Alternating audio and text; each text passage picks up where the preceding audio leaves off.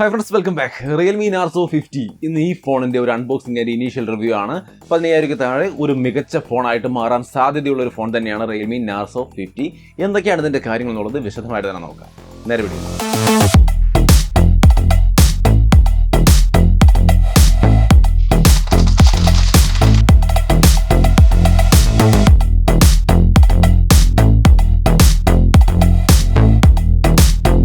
Hi, അപ്പോൾ നമുക്ക് Narzo 50 ഒന്ന് ഓപ്പൺ ചെയ്യാം. സോ നമുക്ക് ബോക്സ് ഓപ്പൺ ചെയ്യാം. അതിനിടയ്ക്ക് റിയർ സൈഡിൽ കുറച്ച് ഡീറ്റെയിൽസ് നമുക്ക് കാണാം. ഹീലിയോ G96 ഗെയിമിംഗ് പ്രോസസർ, 120 ഹെർട്സിന്റെ ultra smooth display, 5000 mAh battery, അങ്ങനെയുള്ള കാര്യങ്ങളൊക്കെ എഴുതിയിട്ടുണ്ട്. നമുക്ക് ബോക്സ് ഓപ്പൺ ചെയ്യാം. ഫീൽ ദ പവർ എന്നൊക്കെ എഴുതിയിട്ടുള്ള ഒരു ബോക്സ് അകത്ത് വേറെ കാണുന്നുണ്ട്. യൂഷ്വലി കേസും കുറച്ച് ഡോക്യുമെന്റേഷനും ഒക്കെയാണ് ഇതിനകത്ത് ഉണ്ടാവാറുള്ളത്. നമുക്കൊന്ന് എടുത്ത് നോക്കാം. ഓക്കെ, ബോക്സ് നമ്മൾ എടുത്ത് നോക്കുവാണ്. ഇതിനകത്ത് ഡോക്യുമെന്റേഷനും കേസും ഒക്കെ കാണുന്നുണ്ട്. ഡോക്യുമെന്റ്സ് ഒക്കെ നമുക്ക് മാറ്റി വെക്കാം. സേഫ്റ്റി ഗൈഡും കാര്യങ്ങളൊക്കെയാണ്. കേസിലേക്ക് വന്നു കഴിഞ്ഞാൽ നിങ്ങൾക്ക് ഇവിടെ കാണാം റിയൽമിയുടെ പതിവ് ഉള്ള കേസ് തന്നെയാണ്. നല്ല ക്വാളിറ്റി ഉള്ള കേസ്. ഇവർ ഈ കാര്യത്തിൽ എപ്പോഴും അടിപൊളിയാണ് കേട്ടോ. അത് ഞാൻ എല്ലാ വീഡിയോയിലും പറയണമെന്നൊന്നല്ലേ, നിർത്താം. എന്തായാലും കേസ് നന്നായിട്ട് നമുക്ക് മാറ്റി വെക്കാം.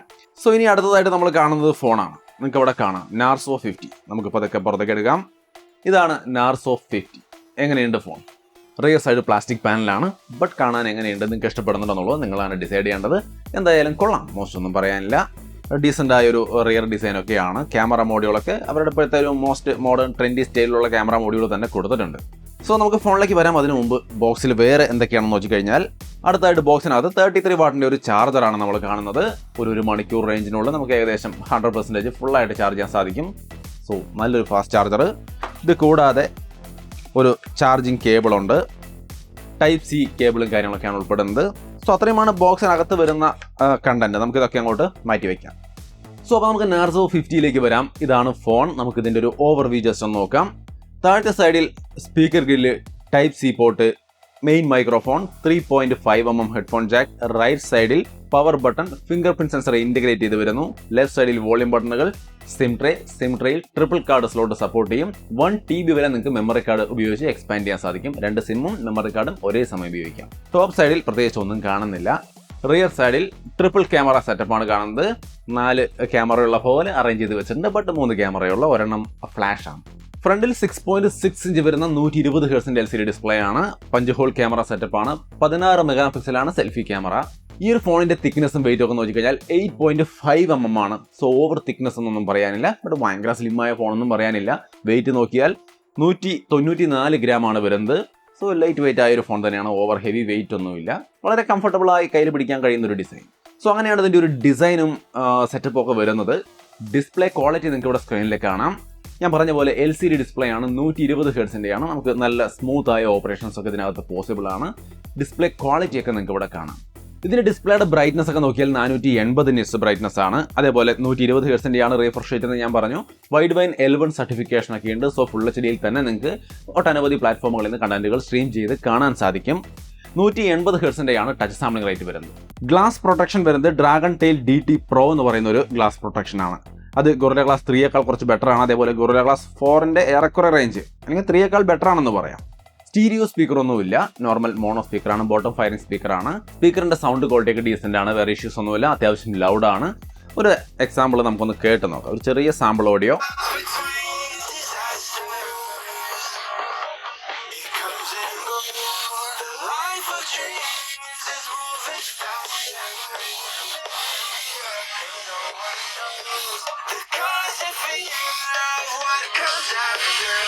സോ അങ്ങനെയാണ് സൗണ്ട് ക്വാളിറ്റിയും കാര്യങ്ങളൊക്കെ. അത്യാവശ്യം നല്ലൊരു സൗണ്ട് ക്വാളിറ്റിയും കാര്യങ്ങളൊക്കെ ഉണ്ട്.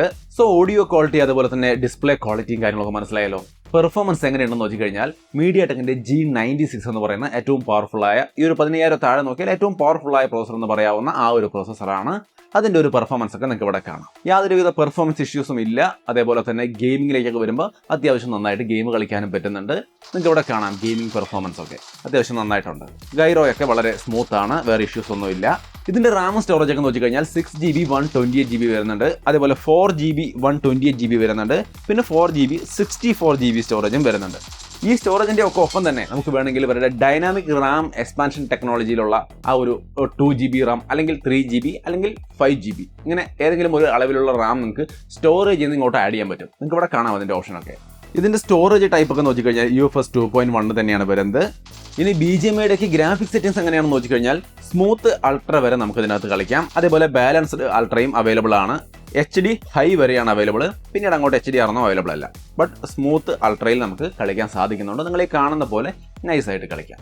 ഞാനൊരു മണിക്കൂറൊക്കെ കണ്ടിന്യൂസ് ആയിട്ട് കളിച്ചു. അതായത് ഒരു ഗെയിം ഫുള്ളായിട്ട്, ഒരു റാങ്കൽ ഗെയിം ഫുള്ളായിട്ട് നമ്മൾ കളിക്കുമ്പോഴും ഓവർ ഹീറ്റിംഗ് ഒന്നും വന്നില്ല. സോ ഹീറ്റിംഗ് ഇഷ്യൂ ഒന്നും ഇല്ല എന്ന് വിശ്വസിക്കാം. ഇതിൻ്റെ ഫിംഗർ പ്രിന്റ് സെൻസറിൻ്റെ പെർഫോമൻസ് കൂടി നിങ്ങൾക്ക് ഇവിടെ ഒന്ന് കാണാം.